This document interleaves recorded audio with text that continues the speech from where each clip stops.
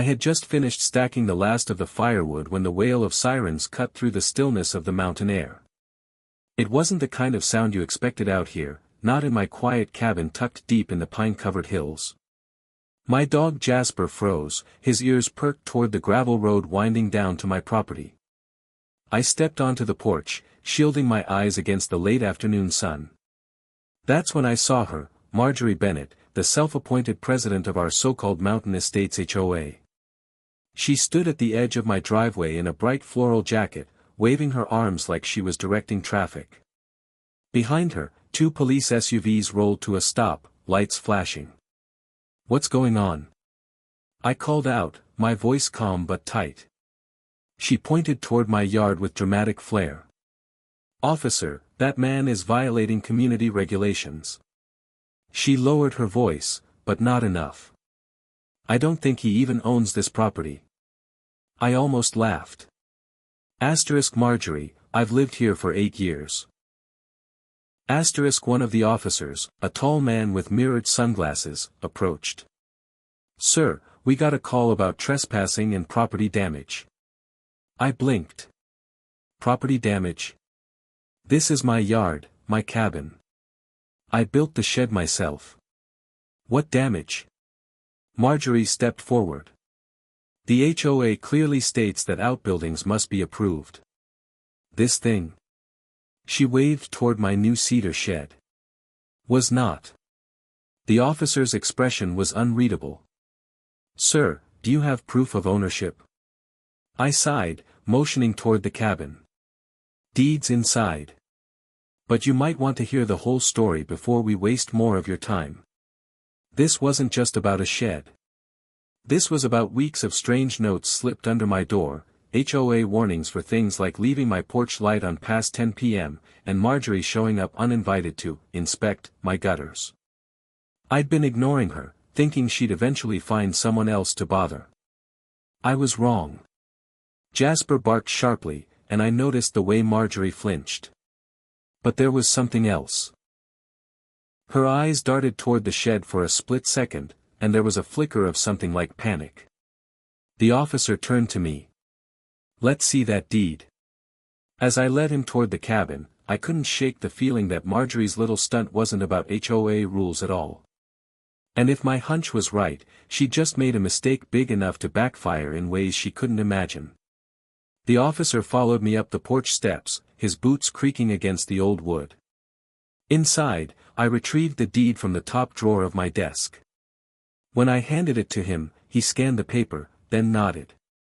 "Looks valid," he said, glancing back toward the yard. "You've been here a while." 8 years.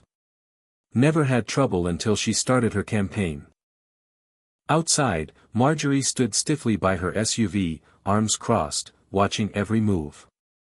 The second officer, a younger man with a notebook, was scribbling as she spoke. I could almost hear her voice, sharp, urgent, full of self-importance. The taller officer returned the deed. "I'll let my partner know." I followed him back outside just in time to catch Marjorie's latest accusation.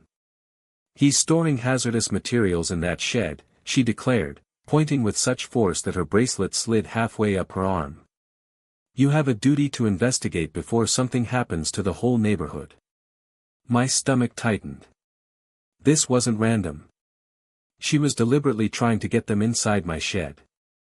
The younger officer looked to me. "Mind if we take a look? Just to clear things up."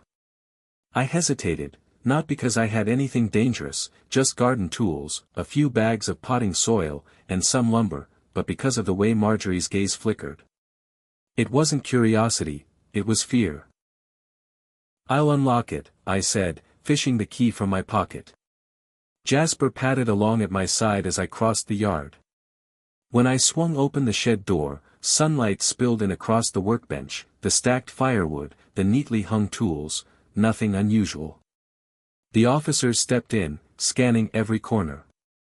Marjorie stayed outside, craning her neck to see. The younger one frowned. "Everything seems fine." I started to close the door when Jasper's nose darted toward the back wall. He began scratching lightly at the floorboards. Curious, I knelt, pressing my hand against the boards. One felt loose.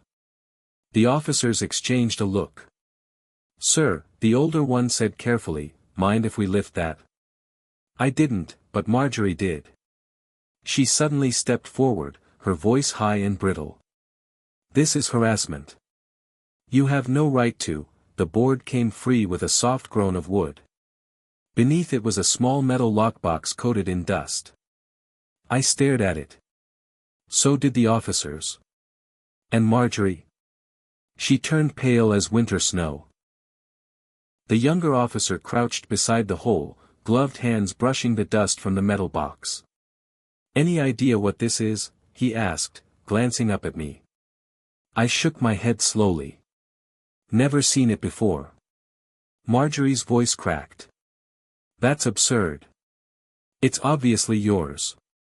"Who else would?" She stopped herself mid-sentence, biting down on her lip. The older officer straightened, his eyes narrowing at her. "Ma'am, you seem to know a lot about something you're claiming isn't yours." "I'm the HOA president," she said sharply, recovering her composure. "It's my job to know." But her hands, they were trembling.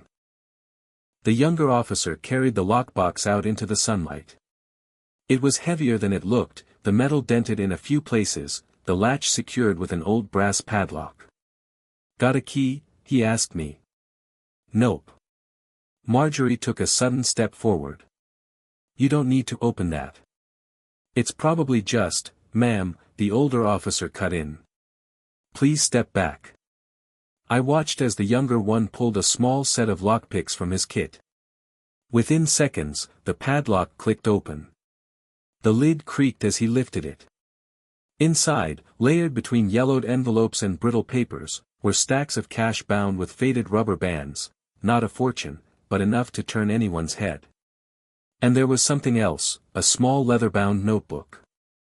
The officer opened it, flipping through pages covered in tight, slanted handwriting. The older officer took the book, skimming the first page. His eyebrows rose. "Looks like transaction records, dates, amounts, and names."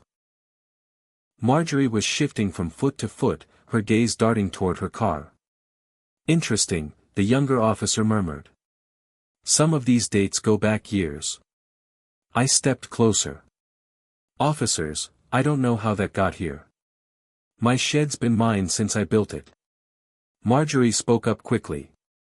"Then maybe the previous owner." "There was no previous owner," I interrupted. "I built the cabin. I cleared the land. Nobody else has had keys to this shed."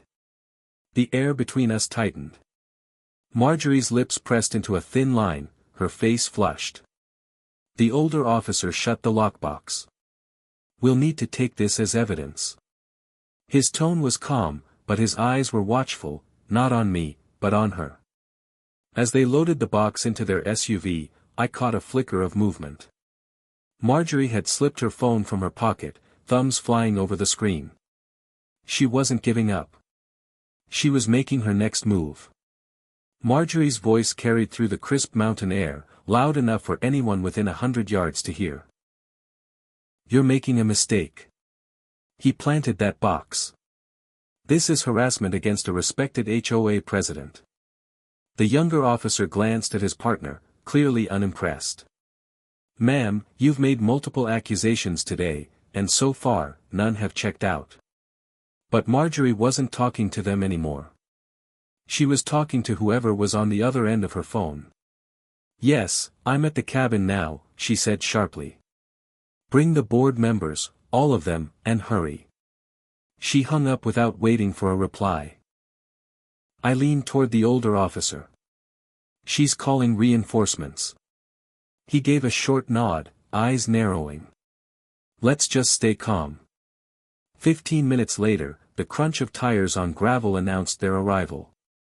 3 SUVs pulled up, spilling out 4 people, all dressed like they'd stepped straight out of a gated suburb instead of driving into the wilderness. They huddled around Marjorie, who began her retelling of events with the theatrical precision of a courtroom drama.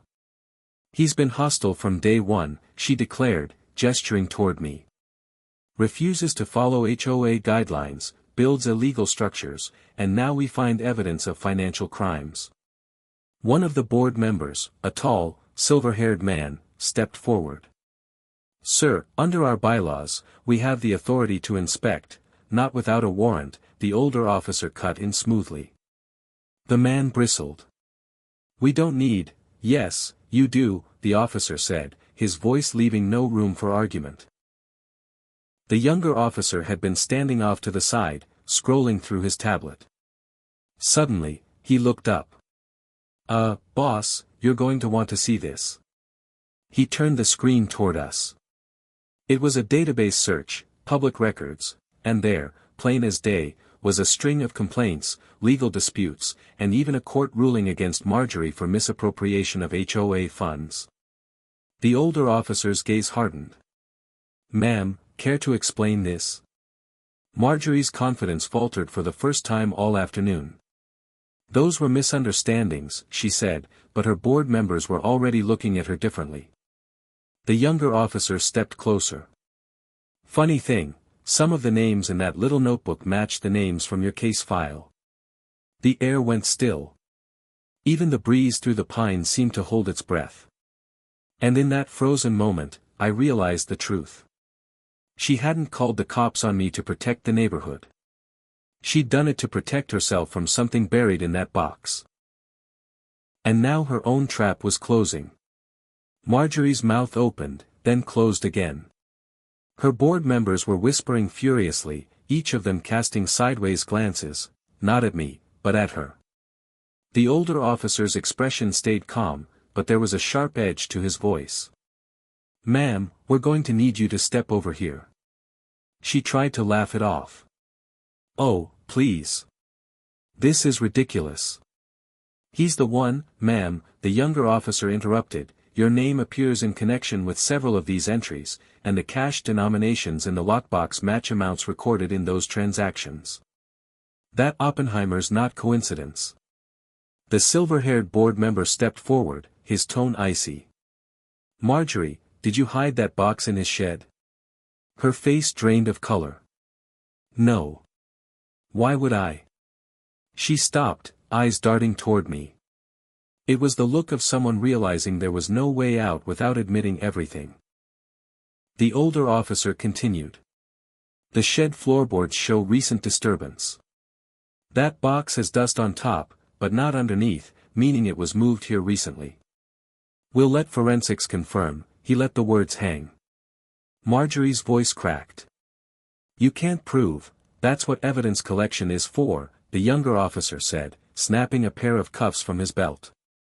The board members stepped back as Marjorie's protests grew louder, her voice bouncing off the trees. You don't understand. The HOA needs me. I am this neighborhood. The older officer didn't flinch. You're under investigation for financial misconduct and possible evidence tampering. You have the right to remain silent. Jasper let out a low, satisfied bark as they led her to the SUV. The once commanding figure who had stormed into my driveway was now a small, crumpled shape in the back seat, still shouting about bylaws and community standards. As the door shut, the silver-haired man turned to me, his tone grudging. We'll be reviewing some things in the HOA. I just nodded. Good idea. As the vehicles rolled away, the mountain quiet returned, broken only by the rustle of the pines. I stood in the yard, feeling the weight lift off my shoulders. Marjorie had come here certain she could ruin me in front of the law. She'd walked right into her own downfall instead. The shed stood silent behind me, its secret gone, its boards nailed back into place. I knew there would be more HOA nonsense down the line, there always was. But for now, the air felt cleaner. Out here, surrounded by the forest, I could finally breathe.